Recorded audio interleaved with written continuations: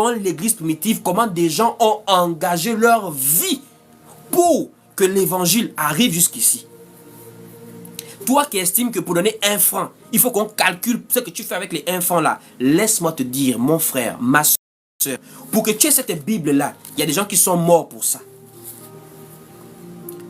Tu ne m'as pas bien compris. Je dis, pour que tu aies la Bible qu'on voit là, il y a des gens qui ont mis leur vie en danger pour ça. L'homme qui a commencé à imprimer la Bible, à multiplier ces écrits-là, Martin Luther, au XVIe siècle, dans les années 1517, 1521. Si tu connais à quel point ce monsieur a mis sa vie en danger pour que tu aies cette Bible-là en français aujourd'hui. Si tu pouvais savoir ce qu'on appelle la guerre des religions. Guerre des religions. Quand le catholicisme romain a persécuté et a tué beaucoup de personnes en Europe, au point où les gens ont quitté l'Europe, ils sont allés aux États-Unis. C'est là-bas où a été le berceau du protestantisme. Pourquoi? Ils ont fui la persécution en Europe à cause de l'amour de l'évangile. Toi qui es maintenant dans le sens que non, faut pas donner, faut contrôler. Laisse-moi te dire, il y a des gens qui ont vidé même leur poche pour que toi, tu aies l'évangile. Même aujourd'hui, toi tu nous suis gratuitement. L'évangile, tu reçois ça gratuitement, mais tu ne sais pas qu'il y a des gens qui payent le prix derrière. Pour que toi tu nous suis sur internet là, TikTok là, il y a des gens qui ont payé le prix derrière. Les gens sont mal enseignés de nos jours. Très mal enseignés. Ils veulent maintenant vivre un évangile d'indépendance spirituelle. Chacun est dans son coin. Il n'y a pas de conducteur. Il n'y a pas de berger. Il n'y a pas de regroupement. Il n'y a pas d'esprit familial. Il n'y a pas de collecte. On enlève tout. Alors que la parole nous enseigne de ne pas retrancher ni ajouter. On reste sur le modèle des apôtres. Si tu veux parler d'argent, que c'est interdit, va parler à l'apôtre Paul. Va lire ses épîtres. Il y a eu une famine dans une ville.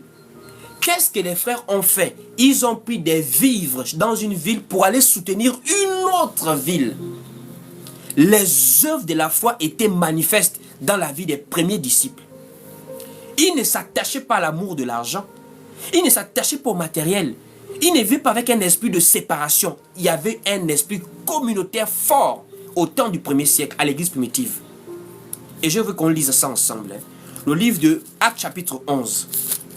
Pour te montrer le modèle des premiers apôtres. Actes au chapitre 11.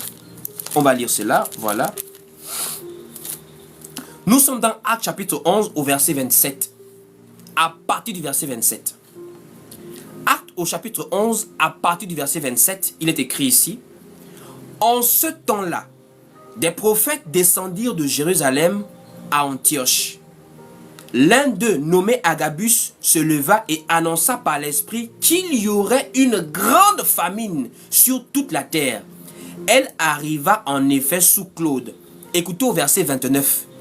Je voudrais que quelqu'un écoute au verset 29 ce qui se passe. On dit ici, les disciples résolurent d'envoyer chacun selon ses moyens un secours aux frères qui habitaient la Judée. Ils le firent parvenir aux anciens par les mains de Barnabas et de Saul. On montre ici à quel point il y avait l'amour les uns pour les autres au 1er siècle. Ça veut dire quoi? Les gens de Paris, par exemple, les frères qui sont à Paris, il y a une famine à Paris et puis ils n'ont pas de quoi manger. Maintenant, nous qui sommes à Libreville, parce que nous sommes des frères, on s'associe pour dire, bon, chacun selon ses moyens, on va mettre la main à la pâte pour leur envoyer de quoi vivre durant le temps de la famine.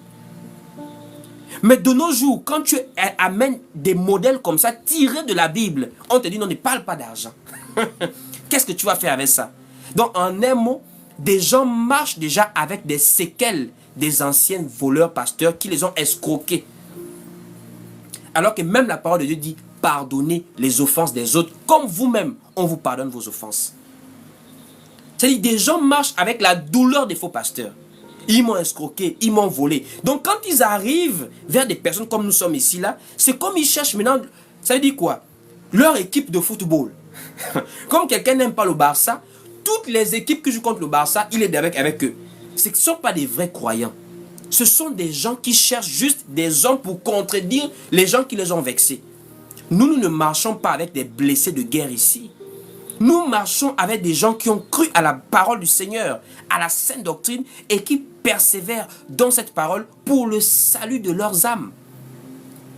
Même si on t'a escroqué des milliards, il faut savoir qu'en Jésus, on se donne nous-mêmes et on peut donner le peu qu'on a parce qu'on aime le Seigneur, on aime sa parole. Même s'il y a un pasteur qui t'a fait du mal, tu ne peux pas venir maintenant détester les serviteurs de Dieu parce qu'il y a un faux qui t'a blessé quelque part.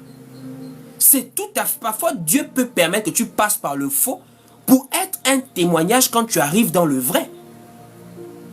Mais de nos jours, les gens ont des foi mortes sans œuvre. La seule chose que quelqu'un va te dire, moi je foi en Dieu. Tu as foi en Dieu pourquoi? Bon, parce que moi je lis la Bible à la maison. Regarde la vie d'Esther. Regarde la vie de Dorcas. Regarde la vie de Déborah. Regarde la vie des servants de Dieu ou des serviteurs de Dieu. Leur vie ont souvent été justifiées par les œuvres. Même si on est sauvé par la grâce, mais en tant qu'enfants de Dieu, nous portons du fruit. Nous portons du fruit. Ça veut dire quand tu es enfant de Dieu, il faut te dire qu'est-ce que moi je peux faire pour servir Dieu? Qu'est-ce que je peux faire pour mettre ma pierre à l'édifice? Servir Dieu, ce n'est pas seulement être là, amen. Même la prière dans ta maison, c'est une manière de servir Dieu. Même prier, c'est une manière de servir Dieu. Même simplement partager le live comme ça, tapoter, encourager, c'est une manière de servir Dieu. On sert Dieu avec ce que nous sommes et ce que nous avons. Mais des gens de nos jours, c'est-à-dire ce sont des enseignements qu'on veut maintenant enlever. C'est maintenant un individualisme que les gens veulent amener. Le Saint-Esprit enseigne chacun dans sa maison. Pourquoi? Parce que les gens ne veulent plus avoir des anciens qui les encadrent et qui les conduisent dans la foi.